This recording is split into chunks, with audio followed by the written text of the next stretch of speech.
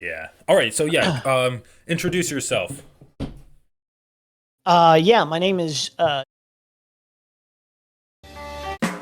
I'm super duper minuscule small, like 112 subscribers on YouTube small. Okay. Um, but yeah, I do strictly streams. I don't make any videos or anything. I strictly stream on YouTube exclusively, and most of my content is kind of more drama-ish than uninformed leftists. But I try to go into each thing that I'm interested in and actually learn about the stuff a lot more in depth and try to give a perspective that's fair, even if I say like for example, if like I'm reviewing something that has done and I don't like Destiny, I try to still review it within a fair margin of like, what do I actually think about the topic instead of like just a blindfold rage. Yeah,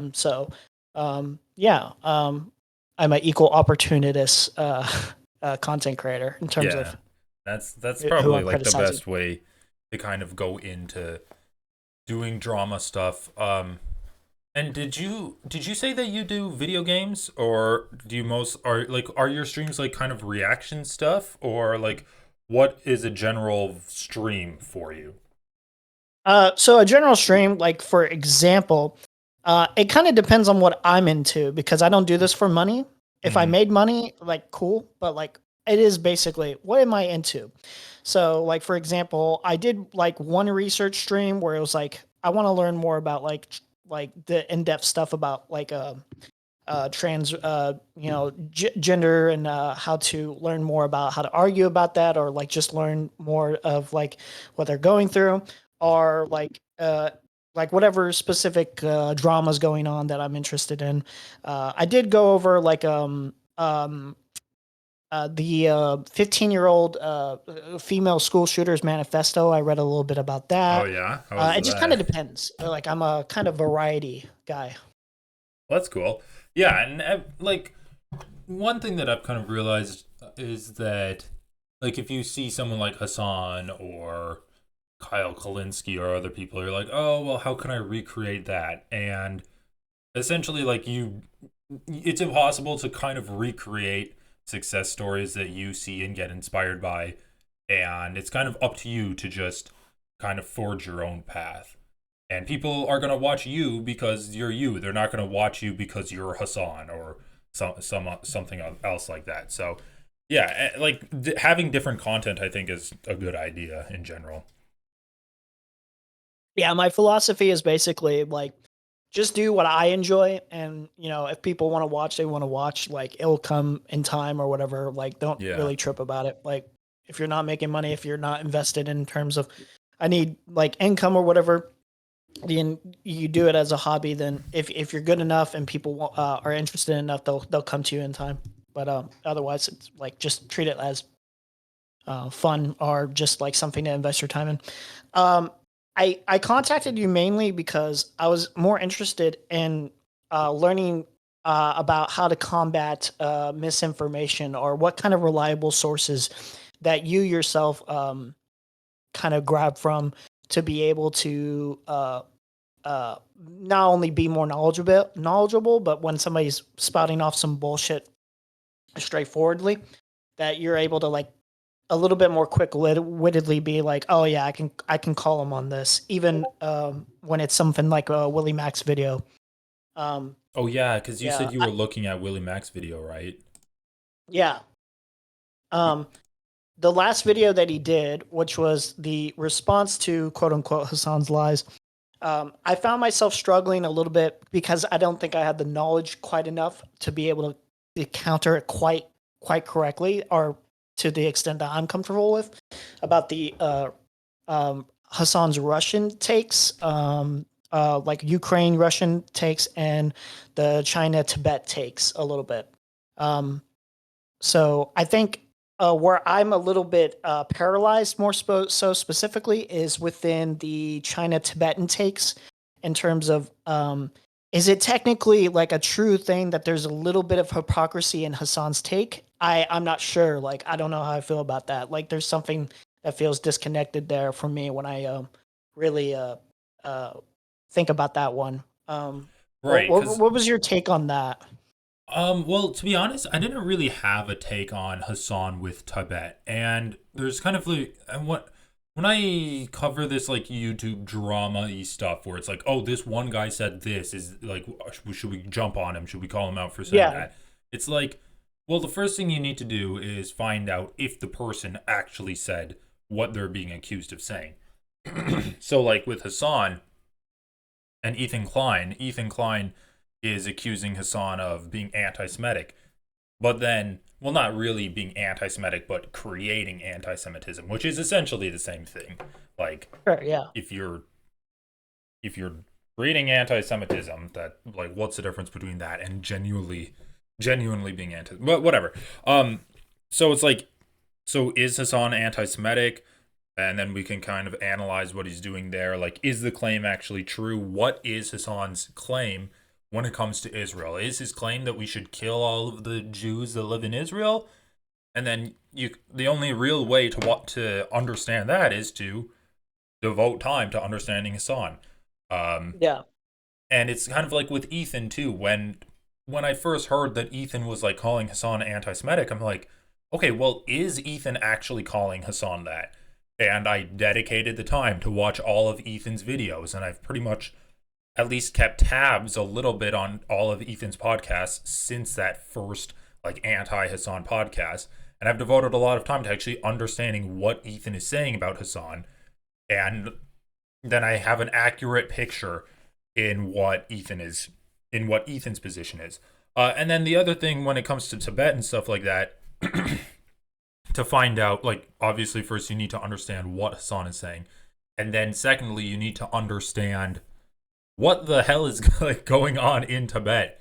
And to be honest, I don't have the best like base knowledge of China's colonization of Tibet, but it does seem to me like it's a pretty clear-cut colonization by China. Like, it Yeah. wouldn't be the first time China colonized like a neighboring region. Um, and then from there, it's like, okay, we understand the situation. Now, what is the best course of action? Which is, it's really interesting. And when we're talking about China, it's like always going to be a sticky situation because the United States is not going to be incentivized to really protect any of these minorities that China is colonizing, just like they're not incentivized to protect Palestinians. So, like, I think, yeah, because I felt more comfortable with being like with a Willie Mack video. It's easy to see how people get a little bit more brainwashed or kind of just kind of buying into what's being said, because if your level of investment is basically out of context clips, or even like clips that are a little bit more in context but framed a specific way by a detractor, it mhm. seems like that's like a extremely hard thing to like pull yourself out of if you're invested in thinking a specific way. So like one thing Earlier this I've week, realized is I used to be in the Destiny space a little bit more, Okay. not actually in the servers or anything like that. I wasn't like that hardcore, but I watched a lot of his content. And one thing I realized was like when you're getting out of it or whatever, it's like, okay, like they criticize Hassan for the America bad take, basically, where it's like, oh, like everything's kind of framed within this like philosophy of America always bad, which is ironic because considering how they focus heavily onto Hassan, it seems like it's more so like a Hassan bad kind of perspective. Um, and I've never been like the strongest hater, even when I didn't like Hassan. I think there's still takes I disagree with him on vehemently. But like I've always never I've I do understand, but I've always never understood the intense passion of obsession with hating him as well. I looked into his content myself because I like to try to be fair to people, and like I found like the exact opposite being the case, even if like I never 100% agreed with every single take he had. Um, Yeah. Yeah, and Hassan kind of rubs people the wrong way. It's like, he's kind of brash. He has that like broy persona.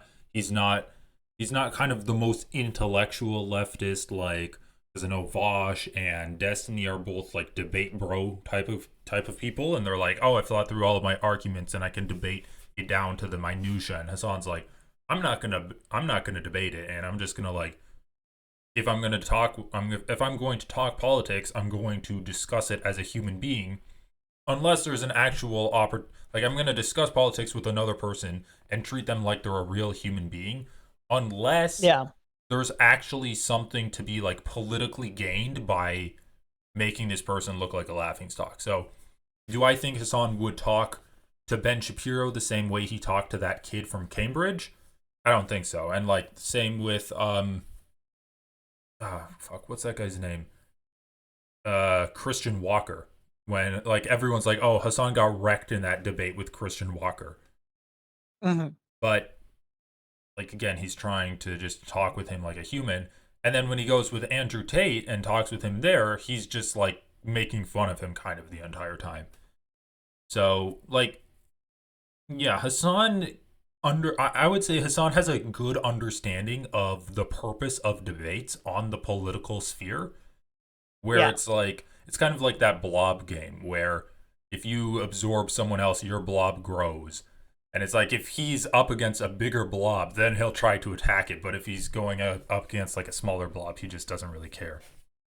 I think like one thing I think when I really like Destiny's content and I agreed with him mostly is that I found myself I had a mindset of and maybe this is what a lot of people feel I guess if they're the protagonists of the story or their like favorite content creator, like they want to frame them as the protagonists of the story, is that if you are getting tons of vehement like disagreement and a load of hate Hmm. from all sides, um, like the right, the left, or like however you want to frame it exactly, you must be doing something right. You must be saying something right. And I think that's Mm. like a perspective that people in the DGG space kind of have about Destiny is that, oh, look how many people he's pissing off. Like, look how diverse it is too. Like, That's he interesting. must be saying something that is just genuinely right for the most part. And I must be on the right side. So there's a little bit more passion to it as well, where, they feel like they're on the right side of history. Yeah. Like it becomes a little bit more cultish in that dynamic.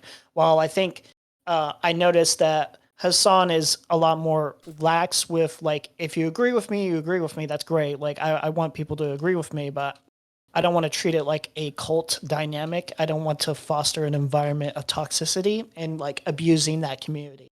Yeah, that's a good I would say that's like a good way of describing the difference between Hasan and Destiny. Yeah, and it doesn't seem to matter too. I don't know how much you know about Destiny, but yeah, there Well, is a yeah. ton where it's like, oh wow, like there's like actually a pattern of behavior with like women or whatever too, where Oh, it really? becomes like actually genuinely disturbing. Um, I don't want to linger too much on Destiny further from this point, but like genuinely, there's a big somebody wrote a report essentially. That person's a pretty controversial figure, so he got disregarded pretty quickly. But one of the many things is that there was this specific individual that Destiny had on stream. She was more of a small streamer slash fan. Most of her audience was from Destiny's community, and what ended up happening is they got into a conflict, and it escalated into much more than what it needed to be. And one of the things he ended up doing was there was a public persona of like there was a public narrative of like she's my stalker, like don't like talk to her, don't mention her, like I'm afraid of her, stuff like that. But in the background, he's privately still engaging in sexual like conversations with her. And when she asked him repeatedly, hey, can you clear up my image or whatever, I just don't want people like thinking of me as a stalker anymore since we're on good terms, he would use that to be like, okay, like tease me, like give me sexual images, and maybe I'll do something about that. So like it's actually pretty disturbing stuff. Yeah. Yeah, that is kind of creepy. Yeah, I've kept like a pretty wide berth of Destiny throughout my time on YouTube, like just Yeah. content creation. Honestly, doing content has brought me into closer proximity with Destiny just because of his stuff on Israel, and then I covered his interview on Adam Friedland. And Yeah. oh my god, just that like 40-minute long interview with Adam Friedland was is pretty gross. Like basically the vibe I got from him there is he'll kind of do anything just to have a debate, and he doesn't really care about the issues. I mean, he literally said he's going to debate with Ben Shapiro and try to maintain relationships with him. He wanted to do it with kitty gloves with Ben Shapiro. Yeah. Um, and then also, yeah, the kind of vibe that he had about women, like what you're talking about, really kind of reinforces the vibe that I was getting in that Adam Friedland interview, where he's like, "Yeah, I can get women by debating. Like, I'll debate, and then my DMs will be full." Or he'll be like, "Yeah, well, if I'm on a date with a woman, I'm gonna debate her into sleeping with me." I'm like, "Holy shit, this is some toxic mentality." And I know that he'll like Yeah. retreat back to, well, these are just jokes, but I'm of the belief that like all jokes come from a place of internal truth for someone. And so if you're Hmm. saying it as a joke, it's like, okay, well, like that's an idea that you've at least been like sampling in your mind. It's been like bouncing around the walls of your brain. Yeah. Um. Again, not to linger too much on him because I'm gonna drop it a little bit. But yeah, my one and only interaction with him, I debated him once Oh yeah? about how he keeps his connections and bridges or whatever, and how they seem to like be destroyed ultimately. And like it's like a seasoned debater versus like somebody who's like, like I don't really debate like for a Right. living or some Yeah. shit. So obviously, it's like you're not going to be framed in a hostile area, especially. You're not going to be framed as like the one correct or whatever. But like one of the things I said basically was like, yeah, it seems like to kind of be a habit where like you don't seem to get along with people in general, and eventually like those relationships deteriorate. And he listed a bunch of examples, and I found it really interesting that he did this, where he was like, well, my relationships with Candace Owens and Ben Shapiro are okay. Oh Like, my god. like it was really weird, especially since like those don't seem to be intact, especially now. So like it is quite funny in retrospect. Stuff like that like ages Oh yeah, pretty he must have great. blown up his bridge with Candace Owens when he visited Israel. Yeah. Since Candace I Owens is just like, I am the anti-Semite of the year. so it's like I don't know. There's this thing in my mind too, though, that like I hated him even before the Israel stuff happened, but there was something that broke my mind where I started to think of not just him, but like the entire space that I had been participating in small ways here or there, where it's like, oh shit, like wow, like it's like not just jokes at a certain point. It's not just edgy humor at a certain point. There are people who genuinely will go to lengths of defending or denying genocide unironically when it's very blatant, and it disturbed me very deeply. Hmm. Um, yeah, like I don't know, like it's so strange. I had never, me personally, if I'm being upfront about my like political affiliations, like what do I believe in politically?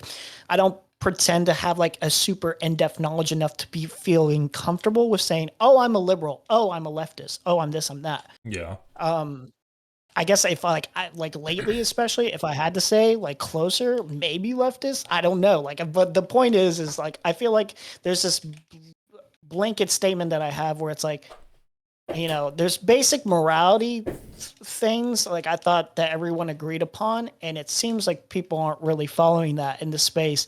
And it's like there's a growing. Is it just me, or um is it everywhere? I don't think even in the space, but there's a growing apathy or a moral callousness that's like growing. Is that just me? What do you think No, about that? I think you're definitely right. Like, yeah, growing up, it used to seem like, oh yeah, everyone get along, treat others how you want to be treated, and now it Yeah. really just seems kind of like a rat race where people are grabbing up as much kind of power as they can and then pulling the ladder up behind them. It's like it's gotten to the point where if you say sharing is caring, now you're going to be called out woke.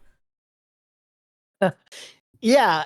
Um I was just thinking to myself, like, oh wow, like unironically, sometimes I'll say something where it's like, it's like it's a basic moral principle or it's a basic moral statement, and it's like, oh, that's soy, like that's not Giga Chad, that's like you're being soy, and it's like framed through this idea of like I'm a loser for trying to have some common decent moral principles, and it's just like mind warped me in another realm where I think what's happened too is I'm trying to find this balance to where I don't lose that myself.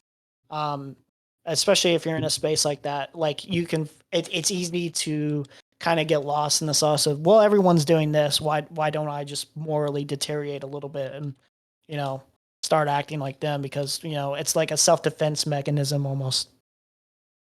Yeah. Yeah, Um, that's interesting, yeah, like maintaining your morality, because I can definitely see how you would kind of. I mean, it's almost like you're getting sucked into a rabbit hole, but the rabbit hole is just the internet and just the fact that there's like zero charitability for anyone on the internet. Um, yeah, and that's what I've been like very conscious about when I've been doing this channel, trying to maintain a level of just kind of niceness for not only for myself and the people that I talk to, but also the kind of content that I bring to people. And I'm trying to be very aware of like the community that I'm creating. And I do read the comments. I don't know if that's a good thing or a bad thing, but I feel like at my size it's a good thing. And I've been really proud because I honestly think that the best people from the H3 podcast left that podcast, and I've been very fortunate to get a lot of them watching my stuff. yeah. so, so yeah, I feel like Ethan Klein did me a good favor by like filtering out the people with consciousness or like with a conscience, and they went to watch other stuff like that. And I think like a good positive community in an online space is extremely important, in maintaining Yeah, that kind of morality system. I'm also trying to find that level of engagement when I do spot something that's happening with people, and I'm like, oh, this person's like actually turning into a pretty bad person, and like I say something, I criticize that to people who don't recognize that immediately, and then over time they recognize that they're like, sorry, man, like I should have recognized it earlier. I'm also like questioning in my mind is like if I could have like given this criticism in a less maybe aggressive way or a more nuanced way, maybe like this would have like fell through people's heads a little bit sooner too. But I also think it's like important to kind of be honest with um how it makes you feel that people will stoop to those levels. So it's hard to really find that balance of like, do I want to really be aggressive and like do that to that extremity, or like do I want to find that middle ground? But it also feels like sometimes when you find that middle ground, you're almost potentially giving them like a pass and making their actions seem like less bad than they actually are. Yeah, for sure. And I think that that kind of the level of kind of hardness that you go after someone really determines, or it should really be determined off of the kind of the amount of power and agency they have in kind of making the world a worse place. So when I Yeah. cover Ben Shapiro or even Shuon had like these massive channels, I'm very uncharitable towards them because first of all, they've kind of established that they are bad faith actors, like they have a history of lying.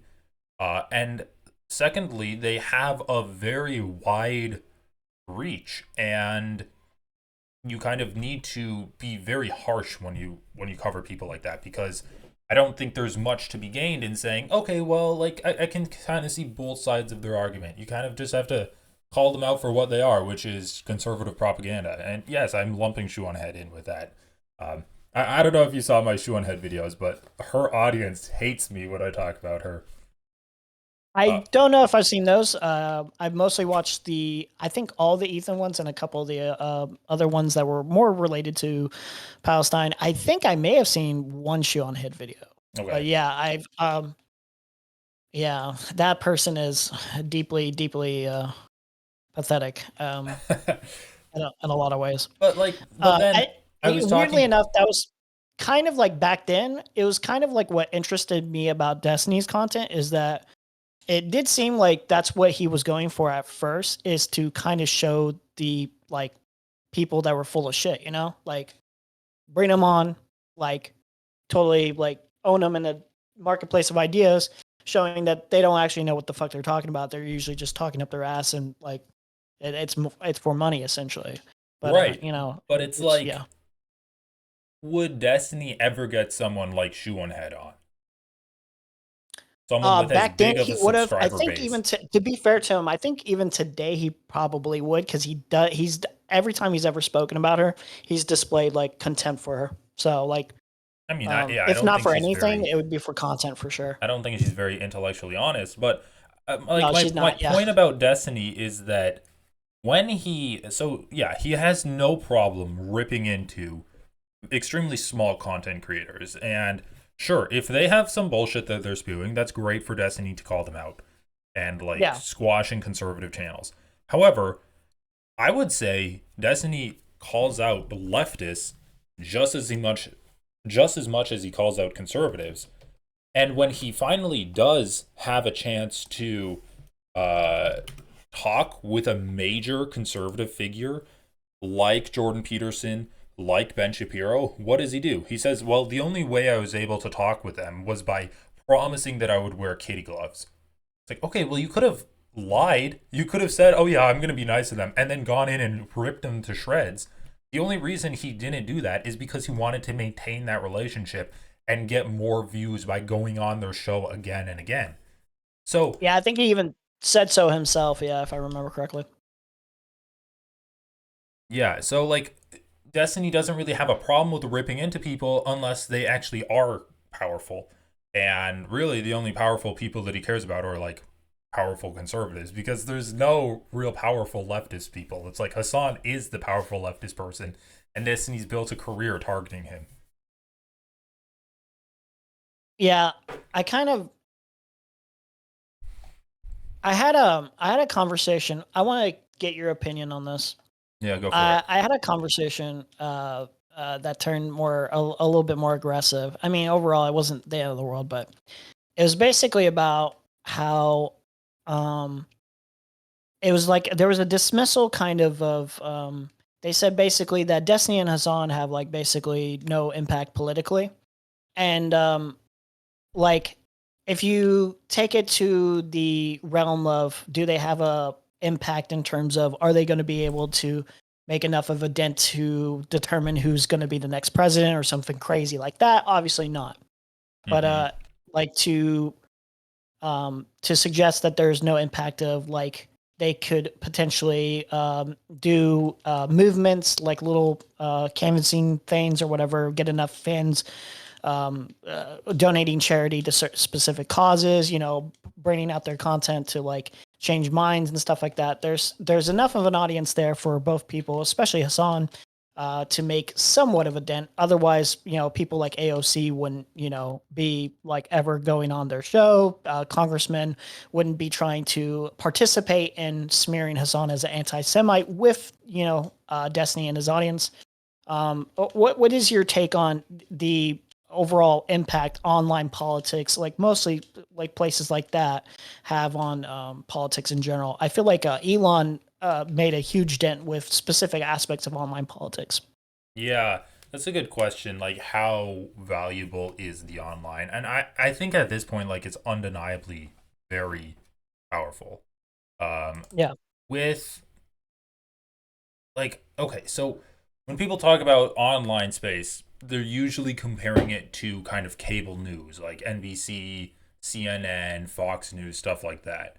And the fact of the matter is, like, the performances of these cable news shows has dropped so much where it's almost comparative to online spaces now, where there's just as many people watching like leftist progressive shows on YouTube as yeah, watch cable news. My mom, she watches all of these online networks. She watches Midas Touch, she watches Kyle Kalinske. It's hilarious. Like, she yeah, does not yeah, watch cable news anymore. A- yeah. I think Kyle Kalinske been making a pretty good point recently, where it does seem like certain people who are bending the knee to Trump that were more liberal calling Trump a Hitler, are losing their audiences to smaller online, YouTubers like him, or smaller outlets in general on the online space. So as the more that stuff happens, the bigger I think the potential for like certain personalities to grow and grow, especially leftist personalities, I would say. Yeah, I just think it's undeniable at this point that people like Hasan and Kyle Kalinske and the Majority Report, not to mention like the conservative, like quote unquote independent media spaces like the Daily Wire and the guys on Rumble and Joe Rogan and stuff like that. I think it's undeniable that they are having a major impact on the election. I mean, you said yourself, like Elon Musk had a pretty major pull this election, and Twitter was in large part because of it, because people are going away from these more traditional media spaces like cable news. So Yeah, you could easily say like at first it's like and it was really goofy. It's like, okay, like he said he was going to buy Twitter, but then he was forced to buy Twitter because or whatever, like yeah, like it ended up being an L turned into a W because of how he utilized it in a specific way to basically like, bot a specific narrative all over the place.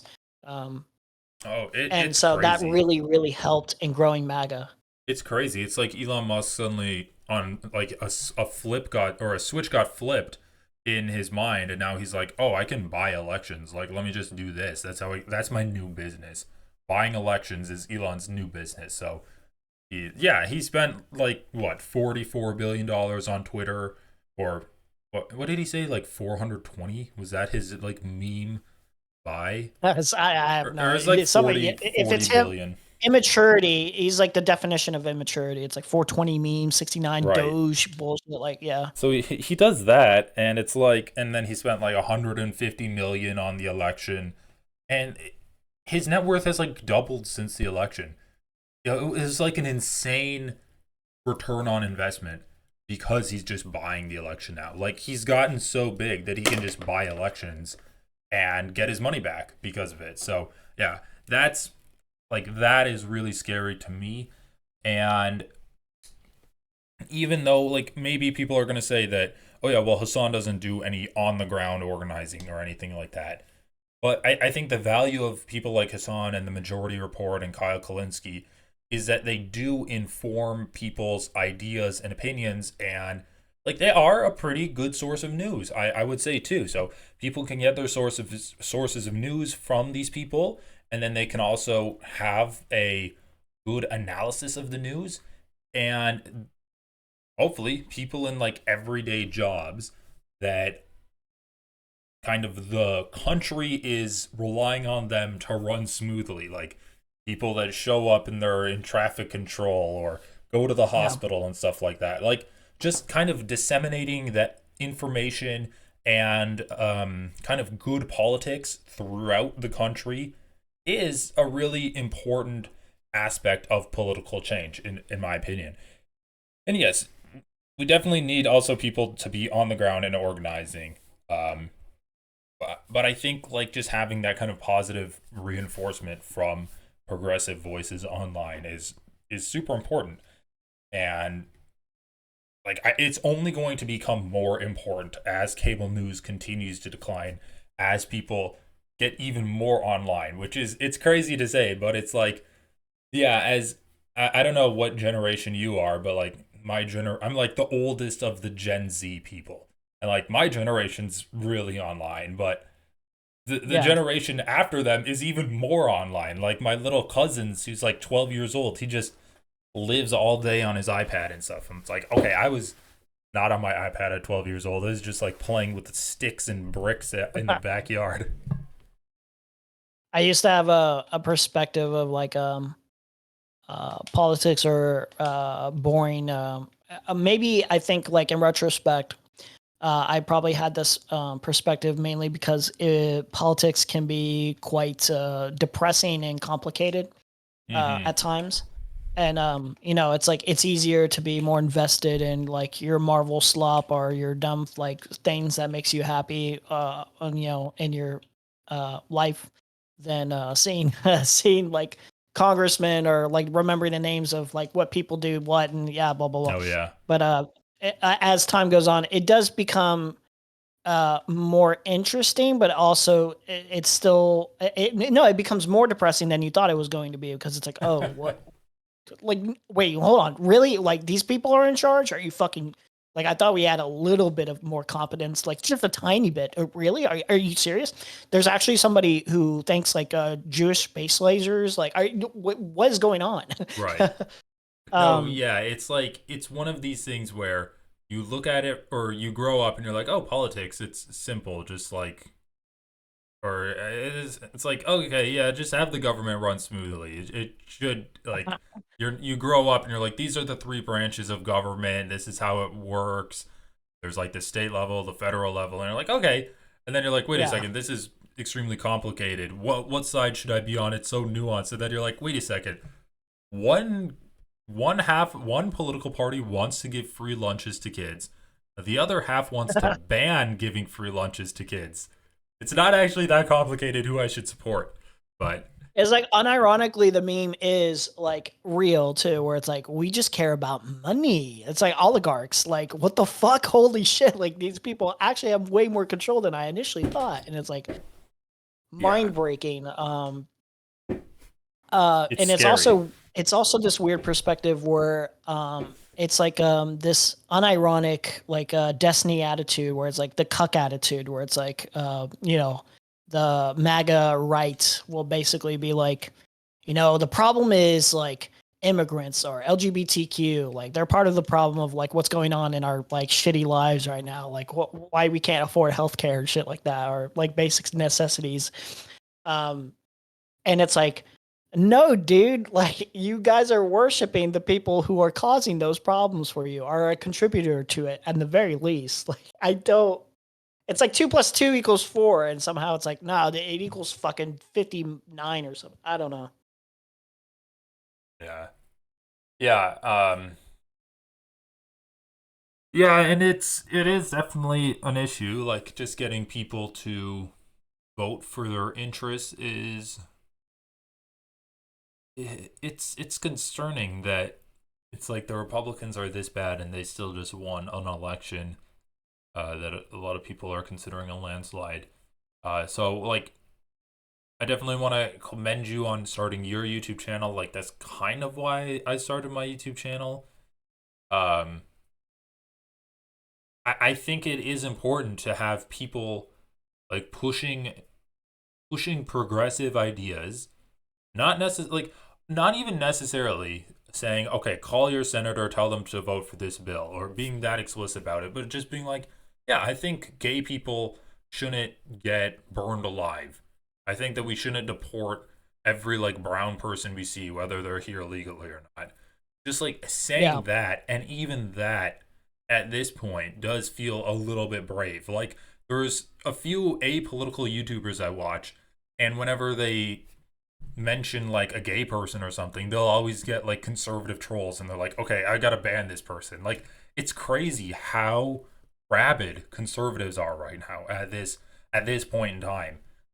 So I think it's important to like as you said, you're not extremely politically aware and you don't know everything. You don't know like every aspect of the conversation that someone like Destiny might be having with someone that he's debating.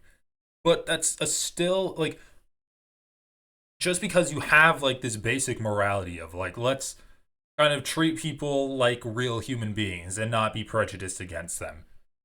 That I think that basic morality can take you a long way in informing your viewers, and that might be like you might attract a different type of audience than someone like me who is a little bit more overtly political. Like my channel name is literally uninformed leftist. Yeah. So like and then I think it's important to come at it with from different angles. So you have I- like Vosh, who's like, "Oh, I'm a debate bro," even though that's not really what he does anymore. You have Hasan, who's like a himbo, and then Sam Cedar, who's just interviewing like tort lawyers and asking them about different cases that they have and like really dry stuff like that. I think it's important to cover this stuff from all aspects. I think the worst aspect too for me is that there's an idea where it's like, okay, the minimal representation you generally have with leftist advocates or liberal advocates, even, I mean, like, not that they're, Yeah, helping yeah, all that I know much, what you mean. but it's like some of them turn out to be like total fucking freaks, and it's like, oh, like that just gives you like that gives the people on the right, even though they're freaks themselves, like an Yeah, excuse to like basically write off the entire like thought process of like, hey, why is it okay to like you know like what's wrong with our economy, like why shit on gay people, why shit on trans people, like instead of looking at the facts or whatever. It's like, oh no, like they're freaks, so like what they represent is just freaks, which is uh, a very ignorant perspective, but nonetheless, you know yeah. There's always going to be people that are kind of drawn to that stuff because they do have prejudice from growing up and being told that, like, yeah, you're better than these other people, and then you want to believe that, or even if you might have feelings like that yourself and you want to double down and be like, okay, well, I'm not like that. I don't have any kind of queer tendencies. Very I'm very confident in my heterosexuality and my cisgender. Even though they would never say cisgender or heterosexuality, but they'd be like, I'm a man. I'm a man and I like women. And then it's like they might have that kind of like kind of to shame acknowledge that they're. cisgender, they would have to acknowledge like trans Oh yeah, people it's as like a possible. legitimate thing. Like that's the reason it's like, oh, that's a slur now. Like you can't call us that. Like because it's only a slur in terms of like you are comparing us, the quote unquote normal people, default normal people, to your experience as a trans person or whatever. Like it's just um, it's Yeah. quite interesting. No, yeah, Um, it would be impossible for them to acknowledge that they're cisgender. before we end our conversation, I kind of want to touch on like the H3 stuff a little bit further. Yeah, let's do it. Um, I think the first thing I like kind of want to like talk about is like going a little bit more in depth on the blatant hypocrisy. It seems like pretty straightforward to me that when you talk about Gila being a IDF, uh, soldier in her past, and or if she's not, in the very least, a secretary, it doesn't really matter. Like she participated in the IDF. There's like two things that get brought up as well. It can't be as bad as being a brown like Houthi terrorist because one, she was only a secretary, and two, she was forced to do it, which I find quite funny that you can't just specifically say like how do you know like that Houthi terrorist or quote unquote terrorist freedom fighter that's defending themselves wasn't forced into what he's doing, or Right, even if right. he's like not forced by like the people that are above him, just forced in terms of protecting self-defense. So it does seem like there's merits to the idea that like the hypocrisy is blatant. It's more so we won't acknowledge Gila as a terrorist by our own definitions, primarily because we allow Israel to do what they're doing. It's very blatant. Um, I'm so curious. How do you feel like is there any specific thing that you've ever thought of where it's like maybe this will remedy if like I can do this comparison, maybe somebody will snap out of it? Like, do you think there's like any way for someone to like understand the double standard there, or do you think it's like too far gone? I don't know, like because that's like super blackpilling if Well, it is interesting because at this point, so it's interesting. Like Ethan Klein's audience does admit that there's a genocide going on. However, they like okay, the audience that he has left, so that's different than the audience he had when he first started attacking Hasan. The audience he has yeah left does acknowledge that there's a genocide going on, and Ethan himself has even acknowledged the idea that IDF soldiers are kind of terrorists. And but like what's funny about that is like Hila's like, no, no, they're not. They're not terrorists. They're soldiers. And Ethan's like, okay, well, not you because you were just a secretary. And then you're right. Like there's I wouldn't even like. Of course, it's hypocrisy, right? It's extreme. How everything that Israel does is like hypocritical, and everyone that is defending Israel is extremely hypocritical. But Yeah. for Ethan, it's more of like a mental block at this point, where he's saying that, oh, you're not a terrorist soldier. You were a secretary, and it's like, well, do you have a mental block of the story she told you where she literally went on a raid? And also, when does like being a secretary for terrorists not make you a terrorist? So there's that.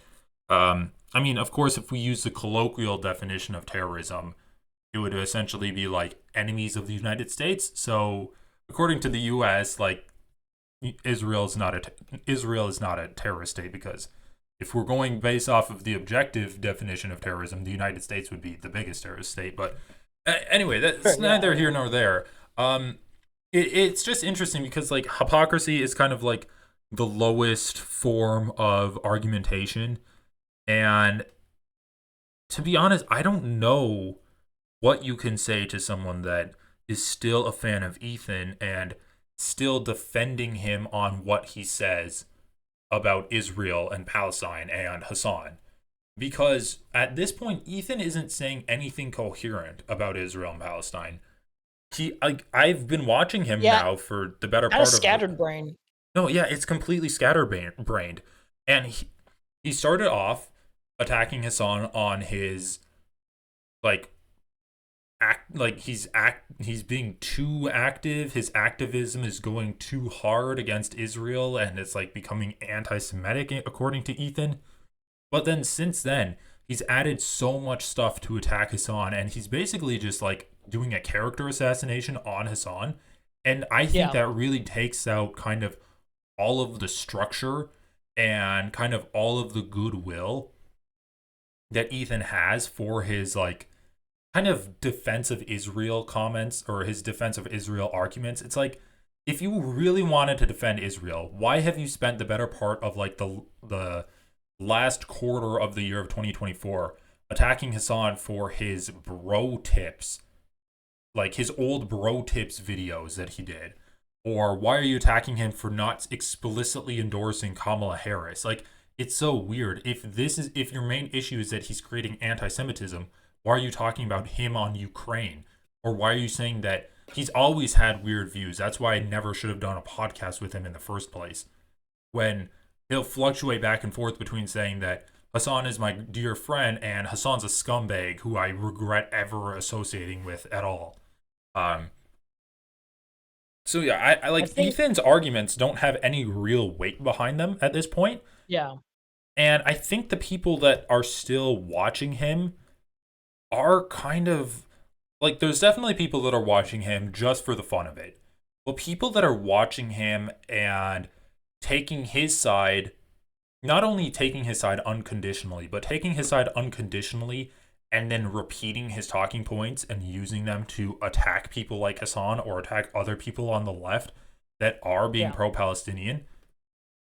Like at this point, it's kind of a cult, and it's kind of the same type of cult that you see with all Israeli defenders or all Israel defenders, because it is just like it's an insistent on flattening the playing field and having a comparison between Hamas and Israel, and Hamas is equally as bad as Israel. And I think that's the greatest disservice that Ethan Klein has done in this entire thing against Hasan. Like, I don't get me wrong. I think Ethan has been extremely anti-Semitic in his attack on Hasan. He's flattened the Jewish population to basically be a monolith that, of course, supports Israel. He said like 95, 96% of Jews support Israel, which is just a lie. And that is a rhetorical weapon used by people that defend Israel to brandish anti-Semitism as a shield for criticism of Israel. And so if you criticize Israel, you're criticizing the entire Jewish population, and you can only a bigot would criticize the entire Jewish population. So are you a bigot by criticizing Israel? And that's causing real anti-Semitism. Zionism is a major cause of anti-Semitism. Like There was a reason that Jewish populations were living in the Middle East Yeah. peacefully with their non-Jewish neighbors for thousands of years until Israel decided to create an ethno-state in the middle of the Middle East, and then all of the Jews were driven from their homes because it's like, oh well, like there's a state saying that they're legislating based off of Jewishness. Why would we like have Jews living with us? And of course, I'm not saying that that's a correct response, but it's a it's not it's actually a foreseen response. Like that was the point of like the people that created Israel knew that it was going to cause pogroms and drive Jews out of these neighboring lands. So yeah, Yeah. I don't know. I don't I know if think I covered your question, but I do want to no, talk no, to I think you someone that is still did pretty well. defending Ethan. That is my next guest goal. I think um I want to point this out before I go into like why I think Ethan's a little bit more defensive. I think this is pretty blatant. I think you'd probably think this too. Um, the first thing I want to point out is that I feel like there's this interesting thing where it's like I used to be a little bit more confused about, you know, why is why are people mad at quote unquote SJWs, or mad at liberalism, or mad about people having grievances with how they're being treated or whatever. Why are people mad that people are complaining about it a little bit more? Why is there okay? It's not just that they hate, they want the status quo to continue, or worse.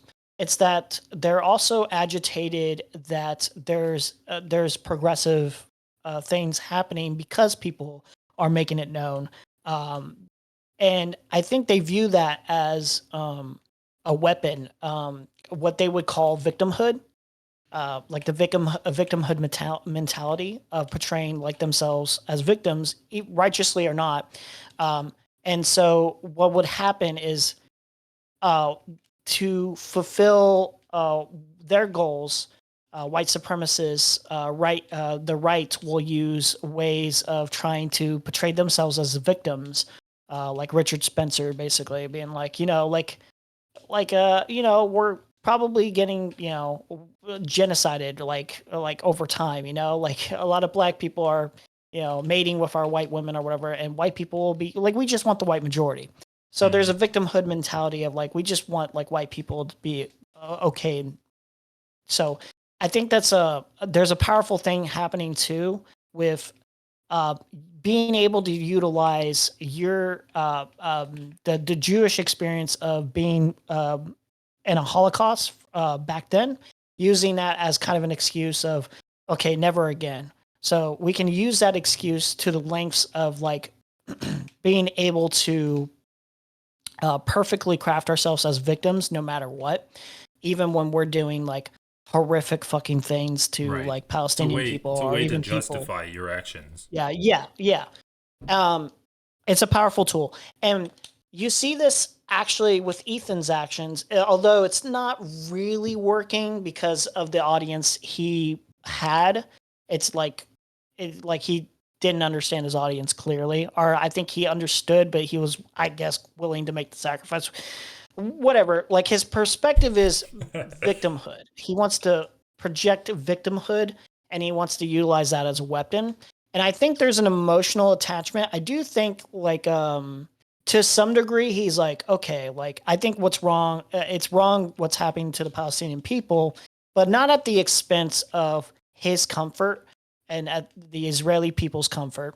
Not at the expense of his wife, who has a child with, who was an IDF soldier. So there's a lot of emotional baggage. There's a lot of emotional attachment, and maybe this is a little like taking away a little bit of agency if I say this, but like I do think there's a larger influence that Gila gives to Ethan that probably escalated this situation 10 times more. That's just like an out there theory. I don't Yeah, think it's all the way out like there, but yeah. I definitely get comments like that on my videos, and while I cannot deny that Yeah. I can't deny that theory at all. At the end of the day, I just don't think it's really relevant. Like Oh yeah, Ethan. no, yeah. It's just an interesting thought process I had of like why would he go this far? Yeah. Right. Yeah, it's interesting though because like Ethan definitely he consumes Israeli media by osmosis through his wife. And Mhm. there's been some instances where that's glaringly obvious, like when he kind of talks about some half-baked Israeli news that's going on. It's like, okay, well you don't really know what's happening. You just have a general feeling of what's happening and like that makes sense. Like if his wife is watching Israeli media and it's like on in the background, then he might like Yeah. listen to that while he's snoozing or whatever.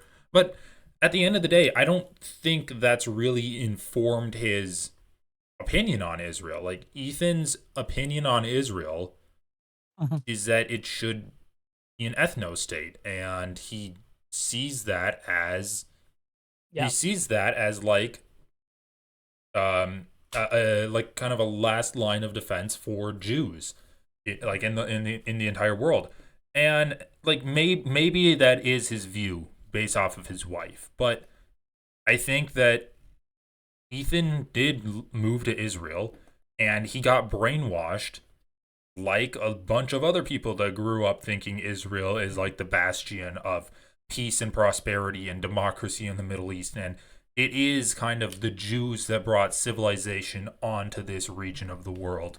And it is your like Yeah. it's your birthright to move to Israel. You can live there if you want. You can defend it. And I think that's kind of the brainwashing that we're seeing from Ethan.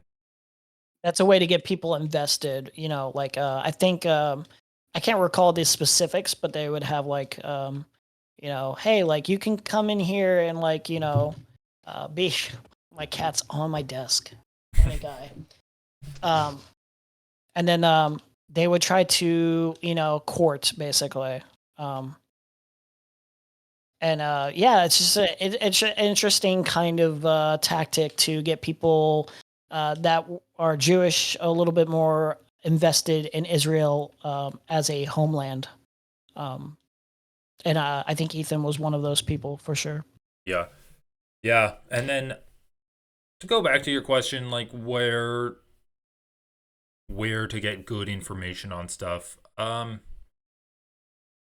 It's tricky. Like you can obviously just look at the news and that's going to have its own spin. You can look at people online and they're going to put their own spin on stuff.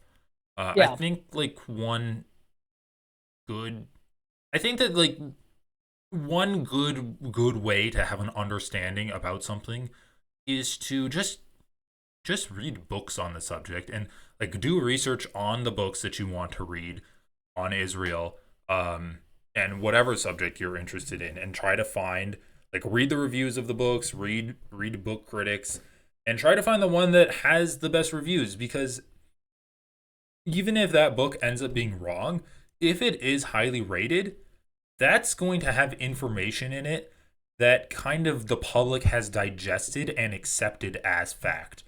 Um, yeah, and when we're talking about like what is the truth, I don't know if we want to get like philosophical, but you do kind of need to operate underneath the same like rules of truth and information as the rest of society, and like it's kind of an interesting idea. And so yeah, you should read books about these things to get kind of I think like the best information on stuff.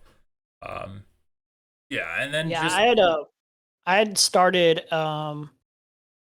what was it? I think it was just simply called Gaza. It was by I can't remember his name. Norman Finkelstein right now. I started that book. okay. Um Yeah, I need and to read then more books on Israel and Palestine, to be honest yeah, with I you. was trying to look for more authors. I swore there was this book. Apparently, it got taken down. I don't. It was the book that Joe Biden apparently got way too late to read. Oh yeah, like Um, by Elon Pape, I think. I read a little bit of that, but yeah, it's like a. I think it's one of those things where it's like a. I'm going to like probably like for books specifically, just like sit down and like just like invest like that time. Um, Yeah, something that's and really then helped me is audiobooks. yeah, I think yeah, audiobooks I think audiobooks is very good for me. To like hearing the names hearing how things are pronounced more specifically, like getting a little bit more of a feel. Yeah, easier to digest for me.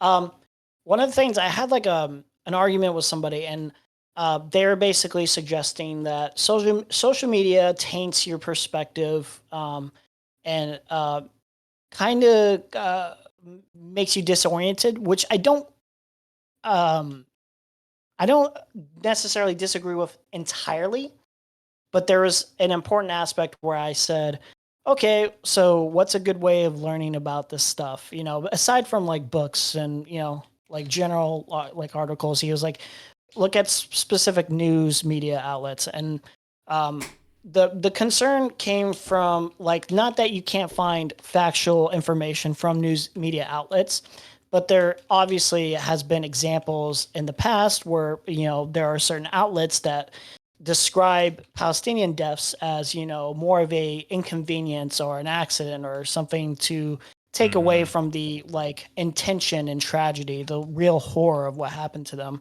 And then like, compare that to what happens to Israeli deaths, as those Israeli people were mass murdered or destroyed. There were specific biases. So my concern is like, usually it's like, okay, what media outlets, and it's like hard to really gauge who's like being like fair and honest, and like how can I gauge that? So I don't know if you have any recommendations for specific sites that I would find more trustworthy for stuff like this or anything like that. Do you have a? Yeah, that's a good question. I definitely need to like come up with a more consistent media diet myself. Yeah. Like especially when it comes to reading articles, but just in general, I do kind of agree with your friend that social media can be disorienting, and Oh it's yeah, not. for sure. I agree with him to an extent too. Yeah, go ahead. Yeah, Sorry. I would just say that it's not a bad idea to obviously consume multiple different sources of media. However, I don't think it's a bad idea to have like a set amount of like a set kind of roster of media that you consume, because I do think it's very easy to get sucked into a rabbit hole online. Like the algorithm is incentivized to um especially like on social media, not just when you're browsing articles, but the algorithm is incentivized to promote more and more kind of extreme content, and uh it's kind of incentivized to recommend different content to you as well, to see like keep churning out new sources of content and keep getting creators invested and listeners and like audience members invested in new people. So it is incentivized to kind of like draw you deeper into weirder spots on the internet. So yeah, it Yeah. wouldn't be a bad idea to be like, okay, well, I read this article or I watch this show and I think they're good. I'm going to like watch that, and then I might dabble with some other people, see what they have to say, um, and like kind of have like a touchstone, like a place that you can come back to. And even if that person might end up being wrong, maybe you can like cross compare with a different person that you might be listening to, and then be like, okay, well, I think this person's a little bit better. Let me go on that person's. Let me check out that person, and like definitely, I think that's healthier than potentially like dramatically changing your views over the course of a few months. Like if you gradually Yeah. change your views, at least you're going to be slower to either deconvert from like conservatism or to get more radicalized into conservatism. But yeah, that's kind of like my strategy, and I don't know. Obviously, Yeah. I'm biased, Thankfully, but I feel like it worked out for me. thankfully in my life I've never had like this like strong attachment to conservative ideals or anything like that, because I've always felt like there was a underlying kind of cruelty to those ideals, Hmm. are the outcomes usually. So I never like sat right with me, even when I think at my worst I had like some certain tendencies to be reactionary, and I think I still have tendencies to be reactionary to this day. Hmm. Um, For Give example, yeah, like give me an example. I don't know how you feel about this yourself, but I would imagine your audience wouldn't be like super super fond of like the R slur being like something like that I say Oh, or anything like like that. saying the saying the R slur. Hey, yeah. Yeah, It's like it's probably it's like not in my the mind it's like best. one of those things where it's like um here's how I think of it, where it's like I always think of it as like another way of calling someone stupid. It's never like Yeah. really changed in my Like head. I don't think that's a Yeah. reactionary tendency. I think that's just like a little bit politically incorrect, but I wouldn't call Sure, yeah. something politically incorrect that's a habit you have as reactionary. Just Sure, okay. because kind of the culture has moved past it. It's like calling someone homeless versus unhoused. It's like if you call them homeless, is that reactionary? I wouldn't beat yourself too much over that, but I see what you mean. Like yes, you are not Mhm. on the cutting edge of kind of Ah, okay. progressive politics. And yeah, and with certain things, it's like I don't actually want to move because I actually don't feel like it should be like the case. And like I know that's probably like kind of like a little not cruel, but like careless of like the feelings of others because Right, I yeah. know it can affect people in specific ways. I'm not denying that, but as a person who is autistic himself or anything like that, it's never Oh, had you have the past then. What are you what are you worried about? You're yeah, good. but people don't care about the passes nowadays. Like people don't care. Yeah, it's like if I have a big nose, do I get the Jewish pass? Like I could be Jewish, no one knows. But Yeah. Well, but I yeah. don't want to take too much of your time if you got No, other yeah, things this to was do a or fun anything like that. But conversation. yeah, Thanks for yeah. having it with me. Do you want to just shout out your channel again, and then I'll post a link into the description of this video. Sure, yeah. James Emery, you'll be able to find me at James Emery 6. I do live streams only. I don't have an editor or anything. I can't afford one. I don't, Oh my I'm just God. Yeah. making content, anything that interests me. I lean towards, I've been talking more about Israel Palestine, but I'm also been talking about the CEO thing that happened to with Hmm. Luigi. Yeah, I'm about to that's cover interesting. Matt Gates's exploits and stuff like that. So yeah, Right. All right, man. Well, that's cool.